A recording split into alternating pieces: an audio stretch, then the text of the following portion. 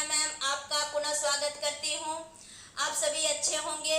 चलिए अब हम लोग आज जो है पर्यावरण अध्ययन देखेंगे, जिसमें कि हम लोग इन्वायरमेंटल स्टडीज जो कि पेपर 1 में पढ़ा जाता है। और आज का टॉपिक है आश्रय का अर्थ, यानी कि जिसे हम शेल्टर कहते हैं।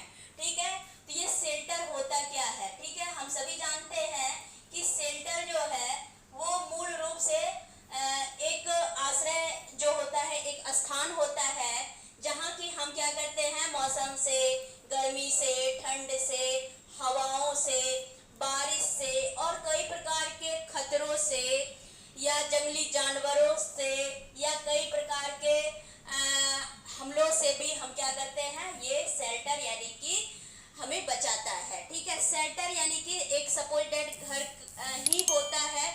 ठीक है, यह एक ऐसी जगह होती है, शेल्टर एक ऐसी जगह होती है जहां जानवर और इंसान जो होते हैं स्टूडेंट, ये भली भांति आराम कर सकते हैं, अपने कुछ जो है समय को जो है वहां शांति से बिता सकते हैं और अपने नियमित जो भी उनकी दैनिक गतिविधियां हैं, ये सारी गतिविधियों को भी अंजाम दे सकते हैं। यानी कि हम रोजमर्रा के जीवन में जितने भी वर्कआउट करते हैं, ये सारे वर्क को हम सुचारू रूप से वही सुनिश्चित करते हैं जहाँ की क्या हो, हमारा एक आश्रय स्थल हो। ठीक है, क्योंकि हम वहाँ उस आश्रय स्थल में यानी कि रोजमर्रा के जीवन से थकान के बाद जो है उसी आश्रय में क्या करते हैं, हम आराम की अनुभूति करते हैं। ठीक है, तो जानवरों क्या जो आश्रय स्थल होता है ये अस्थायी होता है, लेकिन मानव की जहाँ तक हम बात करेंगे तो मानव जो है वो इन सारे पशुओं से क्या माना जाता है, सर्वश्रेष्ठ माना जाता है। और ऐसी स्थिति में उनका जो आश्रय स्थल होता है वो अस्थायी होता है, परमानेंट होता है, जिसमें कि वे रोजमर्रा के जीवन में दौड़ धूप करके आते हैं और एक सुकून की नींद प्राप्त करते हैं। ठीक है, लेकिन कुछ मानव जो होते हैं, कुछ ऐसे व्यक्ति होते हैं जिन्हें अपने व्यवसाय के कारण या फिर अपने पढ़ाई लिखाई यानी कि स्टडी के कारण या फिर और भी पर्पस के कारण क्या होते हैं, जैसे कि अपना वो रूम बदलते रहते हैं, आश्रय बदलते रहते हैं। ठीक है, तो आश्रय न केवल गोपनीयता प्रदान करती है, यानी कि आपको तो एक प्रोटेक्शन तो देता ही है, सुरक्षा तो प्रदान करता ही है, साथ ही आपकी सारी बातों को, सारे आपके जो भी दैनिक जीवन की क्रियाएं हैं उनकी भी गोपनीयता को सुनिश्चित करती है। ठीक है, और हमारे सामान को भी क्या करती है, स्टोर करती है, क्योंकि हमारे रोजमर्रा के जीवन से रिलेटेड हर प्रकार के जो पहलू होंगे वो क्या होंगे, किसी न किसी तथ्यों और किसी न किसी क्या होगी, सामानों पर आधारित होगी। जैसे कि हमारे कपड़े हो गए या भोजन बनाने के लिए रसोई के विभिन्न प्रकार की सामग्रियां हो गई, बर्तन हो गए, और भी जैसे कि हमारे सोने के लिए जो है बेड हो गया, कपड़ा हो गया, या बहुत तरह के और भी सामान होते हैं, जैसे कि टीवी, मनोरंजन के लिए टीवी हो गया, और कई प्रकार के इलेक्ट्रॉनिक साधनों का, कई प्रकार के भौतिक सुख सुविधाओं का हम क्या करते हैं, अपने रोजमर्रा के जीवन में उपयोग करते हैं, जिसे कि हमें एक उसे सुनिश्चित करने के लिए, उसे अच्छी तरह से सुरक्षित रखने के लिए हमें एक आश्रय की जरूरत होती है। ठीक है, तो इसलिए ये आश्रय जो है, शेल्टर जो है, ये हमें क्या करता है, हमारे सामानों को भी स्टोर करता है। चलिए अब हम लोग आगे देखेंगे।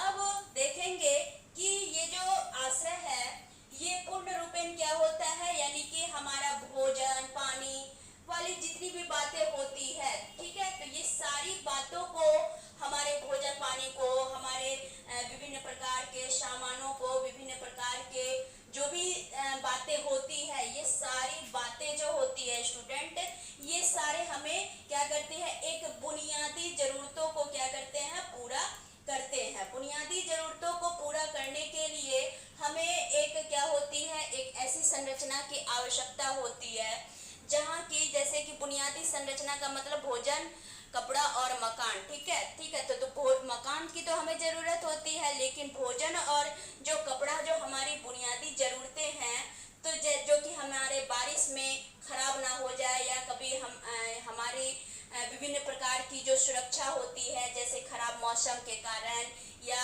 अधिक गर्मी के कारण या ठंड के कारण तेज हवाओं से हमें क्या करता है, आश्रय बचाता है। ठीक है, और साथ ही ये हमें कई प्रकार के तत्वों से भी बचाती है। तो हम जो है हमें रहने के लिए क्या होनी चाहिए, एक मतलब कि ऐसी जगह सुरक्षित होनी चाहिए जो कि हम कई प्रकार के प्राकृतिक आपदाओं से और कई प्रकार के भौतिक आपदाओं से क्या हो सके, बच सके।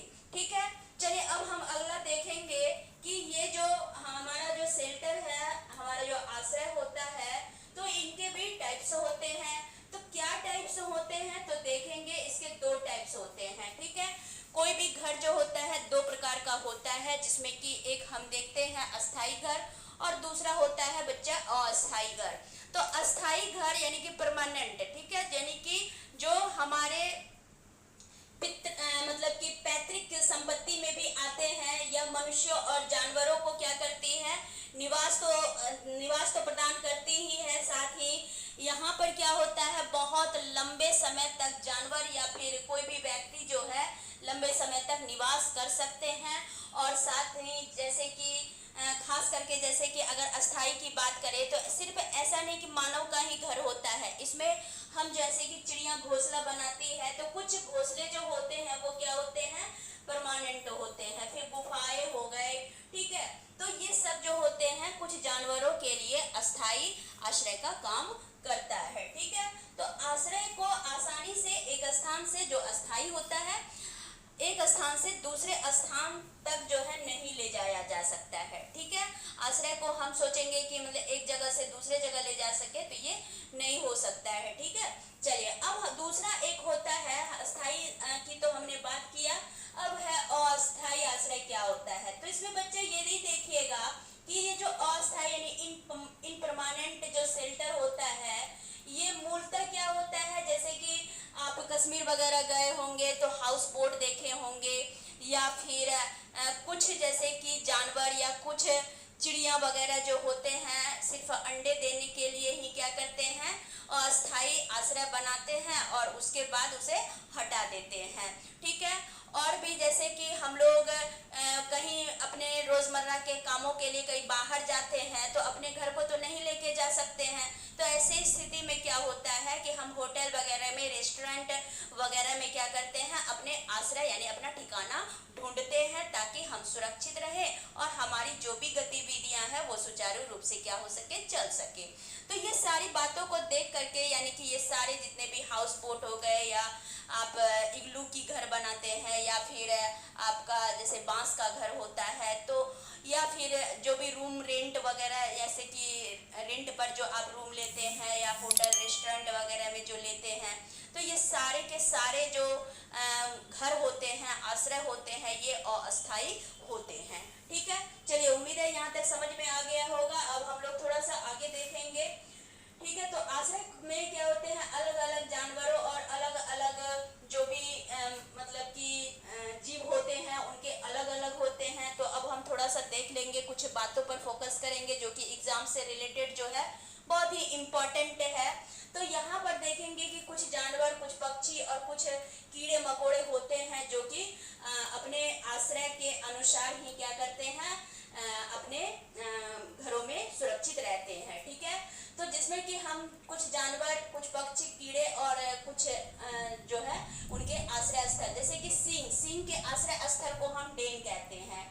ठीक है, सिंह जिस घर में रहता है, ठीक है, ये डेन कहलाता है, यानी कि एक मांद होता है जिसमें कि सिंह अपने आप को सुरक्षित महसूस करता है। दूसरा है घोड़ा और गधा, जो है वो कहाँ रहता है, तो इसको स्थिर हिंदी में कहते हैं। अगर अंग्रेजी की बात की जाए तो इसे स्टेबल कहते हैं। ठीक है, तो घोड़ा, हॉर्सेस कहाँ रहते हैं, तो स्टेबल में रहते हैं, जिसको कि आप क्या बोलते हैं, जिसको कि आप अस्तबल भी बोल सकते हैं। ठीक है, तीसरा है भेड़। भेड़ जो है वो पेन में रहता है। भेड़ कहाँ रहता है, वो पेन में रहता है। कुत्ता और बकरी कैनल में रहते हैं। ठीक है। मुर्गी कूप में रहता है, मुर्गी जो है कूप में रहती है। उसके बाद मगरमच्छ जो है वो पानी या जमीन के पास के जलाशयों में रहते हैं, जहाँ पानी और जो है जमीन का, यानी कि ये एक उभयचर प्राणी होते हैं, एम्फीबियन होते हैं।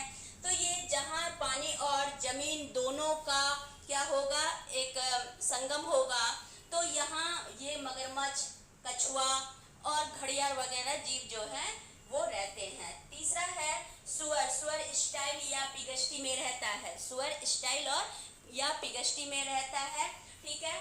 और खरगोश जो होते हैं वो बुरों में रहते हैं। चींटियां जो होती है वो भूमि पर बिल या रेंगना, यानी कि बिल बना के रहती है, या फिर वो भूमि में क्या होती है, रेंगती है, तो रेंगने से एक धारी बन जाती है, तो उसमें वो रहती है, ठीक है। उसके बाद और भी कई जानवर हैं जिसके बारे में हम देखेंगे कि जैसे कि मकड़ी का जाला जो है, तो ये सबका, ये मकड़ी का जाला जो है वो अपने जाल में ही क्या करती है, जाल में ही रह करके अपना आश्रय बनाती है, ठीक है। और आगे हम क्या देखेंगे, जैसे कि दीमक हो गया, ठीक है। दीमक का जो है वो पेड़ के तनों में, यानी कि एक फंगस टाइप का क्या करता है, वो बना लेता है, व्हाइट व्हाइट उसका जो है स्पॉट टाइप का होता है, वो बना करके दीमक रहता है। तो पेड़ की तना में जब आप देखे होंगे कि व्हाइट जैसा कुछ कीड़े लग जाते हैं, कुछ फंगस टाइप के लग जाते हैं, या फिर तनों पर ही क्या है, ज़्यादा पहले फंगस लगता है, फिर धीरे धीरे उन्हीं तनों को वो क्या कर देते हैं, खोखले बना देते हैं, सुरंग बना देते हैं, और उसी तनों को अपना आश्रय बना देते हैं, ठीक है। चलिए उसके बाद केचुआ की बात करें। केचुआ जो कि किसान का मित्र कहा जाता है। केचुआ और बिच्छू जो बच्चा होता है वो मिट्टी में दबना पसंद करता है, यानी कि मिट्टी में वो दबकर, यानी मिट्टी के नीचे जो है ज़्यादा उसकी परत जो होती है वो पतली परत होती है, तो मिट्टी में दब करके ये क्या करते हैं, अपने आश्रय बनाते हैं। और मधुमक्खी जो है वो अपने छत्ते में रहता है, यानी हाइट में रहता है, ठीक है। तो उम्मीद है यहाँ तक आप सभी समझ लिए होंगे। अब हम बात करते हैं कुछ जो जानवर होते हैं या कुछ पक्षी जो होते हैं, तो कुछ क्या होते हैं, स्थलीय होते हैं, और तो ये स्थलीय जानवर